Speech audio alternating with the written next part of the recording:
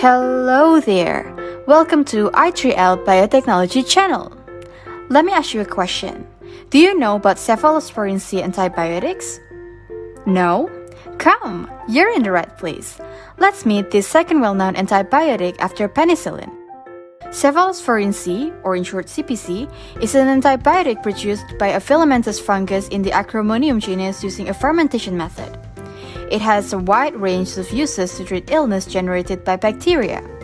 However, there are a lot of methods and factors that have to be considered in the large-scale production of Cpc.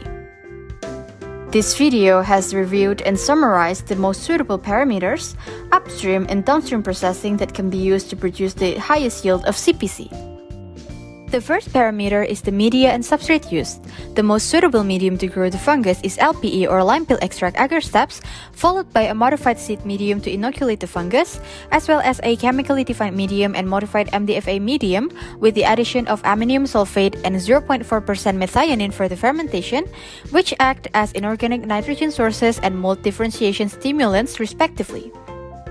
For the substrate, the highest yield in producing the Cpc antibiotics is found when glycerol and glucose are added as the carbon sources, yielding 0.73 products per substrate.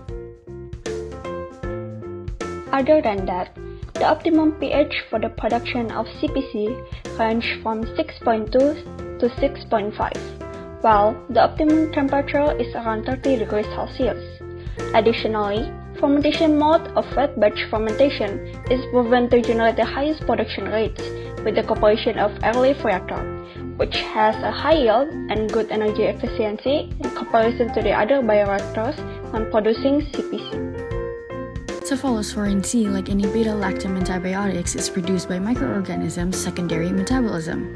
The benefits of using solid-state fermentation to produce enzymes and secondary metabolites have been proven, but submerged fermentation is the most often used method in the commercial manufacture of antibiotics. Additionally, Cpc can also be produced by using the liquid-state fermentation. SSF is a fermentation technique in which microorganisms proliferate in an environment with little or no free water. By utilizing SSF, antibiotic production can be increased and nutrient optimization can be obtained. SMF is the most suitable for microorganisms like bacteria that demand high moisture levels for bioactive material synthesis. It is generally utilized to withdraw secondary metabolites which must be utilized in a liquid state. Molasses and broths are examples of free-flowing liquid substrate used. LSF is the first industrial manufacture which is a citric acid production technique. In LSF, sugar-containing sterile nutrition media is dispensed at a shallow depth through high-grade aluminum trays organized in layers in fermentation chambers. In general, LSF uses heat sterilization and aseptic technique alongside consuming high volumes of water, discarding effluents, and easy inoculation. After the fermentation process, the final product will be extracted, where specifically the final product of Cpc can be either extracted using aqueous two-phase positioning or ultrafiltration.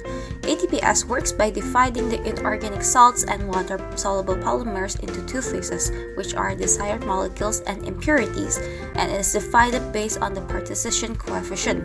ATPS is used due to its high capacity, short separation time, and economically feasibility. On the other hand, UF works by passing pressure across a semi-permeable membrane through a series of membrane filtrations. The filtrate contains the submerged solid particles and solutes of greater mass, whilst particles of lower mass escape through the membrane.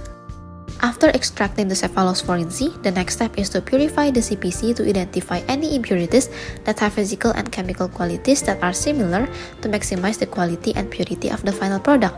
High-performance liquid chromatography is utilized to remove any impurities of the Cpc antibiotics because it has a high specificity, sensitivity, and rapidity in analyzing the final product. Another purification technique to further purify the final Cpc product is the hydrophobic interaction chromatography. A couple of the HIC columns are used to remove proteins, peptides, salts, and other contaminants when the filter broth passes through.